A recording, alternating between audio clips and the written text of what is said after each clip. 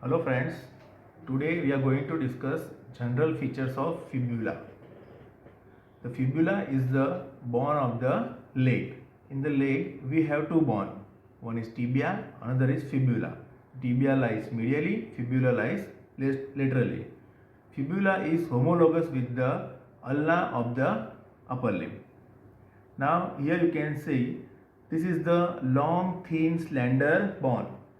It's a typical long bone, so it has upper end, shaft and the lower end.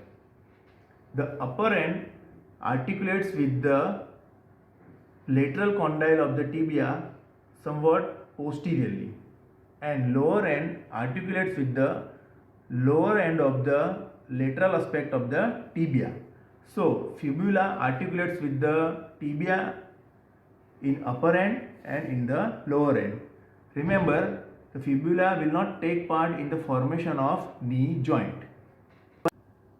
Now let's see the fibula as a separate bone. Here we have a fibula. As it is a typical long bone, it has upper end, lower end and the shaft.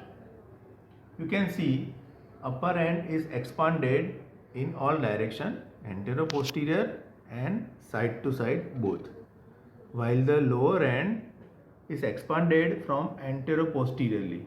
It is very narrow from side to side. Now, upper end bears a facet for articulation with the tibia. You can see here. This is the facet for articulation with the tibia. While in the lower end,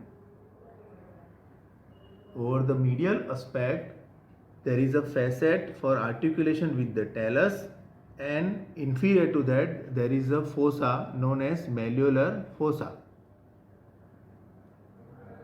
In the lower end, the projected part will form the lateral malleolus. Let's see the side determination of fibula. As we know, fibula has upper end, shaft and the lower end. Now looking at the upper end, see, upper end bears an articular facet for articulation with the upper end of the tibia, which lies posterior-medially. Now in the lower end, over the medial aspect there is a facet for articulation with the talus, and posterior-medially there is a fossa that is known as malleolar fossa. Now due to that, laterally there is an elongated part which forms the lateral malleolus. So this fibula is of right side. If we compare with the left sided fibula, see here, it has upper end which is expanded in all direction,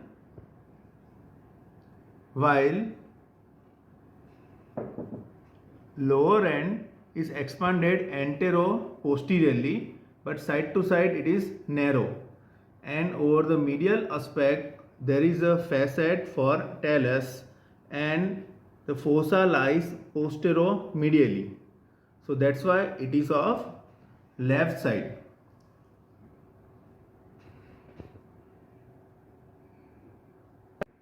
Now friends, we will see how to hold the fibula. We already know this one is the upper end and this one is the lower end.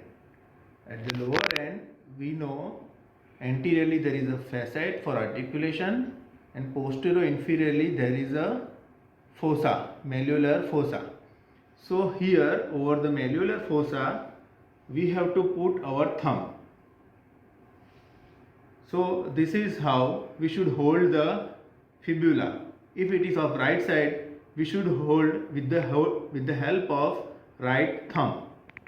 And now we will see left side.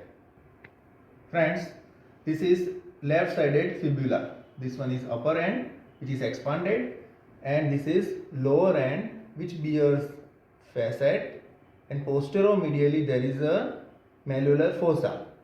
So over the fossa we should keep our left thumb. So this is how we can hold the left fibula. So friends, remember, we should hold the fibula if it is of left side with the help of left thumb, and if it is of right side we should hold with the help of right thumb. Now look at the general features of the upper end.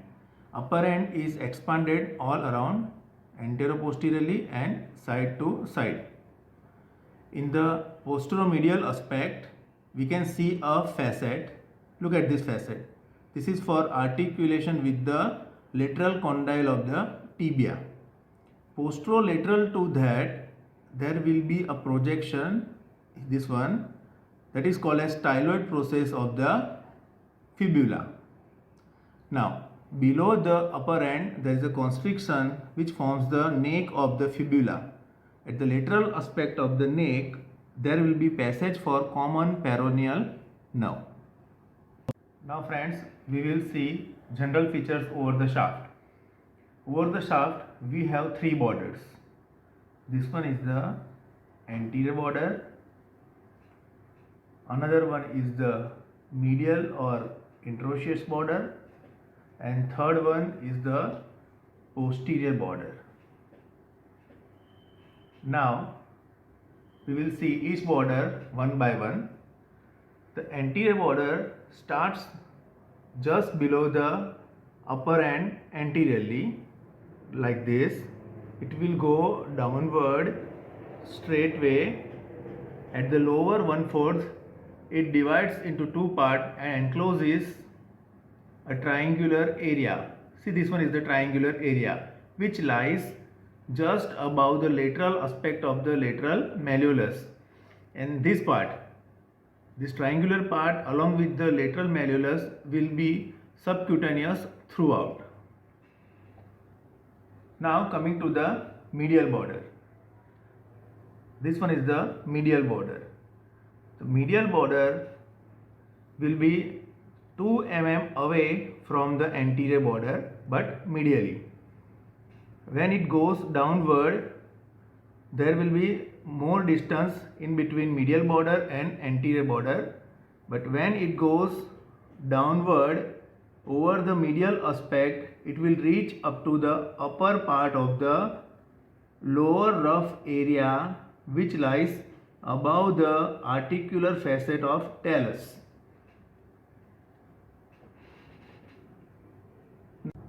Now we will see the posterior border. It lies posteriorly. In the upper part it starts in the line of the styloid process. It goes downward straightway. It will reach up to the lower end, and at the lower end it will form the medial boundary of the groove which lies posterior to the lower end. See, this one is the groove which lies posterior to the lower end. You can see here the posterior border is somewhat rounded in comparison to the previous two. The anterior border is sharp, medial border is sharp, while the posterior border is rounded. Now we will see the surfaces over the shaft of fibula. As we have seen, it has anterior border, medial border and posterior border. In between the anterior border and medial border we have medial surface. So this one is the medial surface. Now medial surface is very narrow in the upper 2/5 area. As we go downwards it will become somewhat broader. Now next surface is lateral surface. Lateral surface lies in between anterior border and this rounded posterior border. It is somewhat broader than the medial surface. Here you can see this lateral surface. As we go downward it will be twisted posteriorly and it will reach up to the groove that lies over the posterior aspect of the lower end. Now we will see the posterior surface. It lies between the medial border and posterior border. Now you are viewing this posterior surface. This is the posterior surface. Over the posterior surface, you can view one prominent ridge-like structure vertically oriented, that is called as median crest. It divides the posterior surface into posteromedial aspect and posterolateral aspect. Over the posteromedian aspect, near the median crest, you can see one foramen directing downwards. So that is called as nutrient foramen. This one is the nutrient foramen directing downwards. So we can say upper end is the growing end. Now friends, we will see the description of lower end. From the shaft, we will come to the lower end. The lower end is elongated downward to form the lateral malleolus, while over the medial aspect there is facet for articulation with the talus.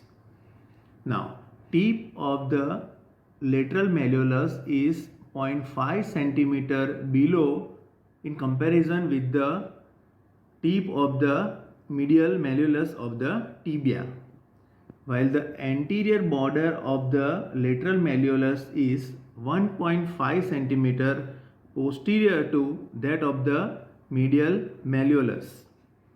In the lower end, we have anterior surface, lateral surface, medial surface and posterior surface. Looking at the anterior surface is somewhat rough and rounded.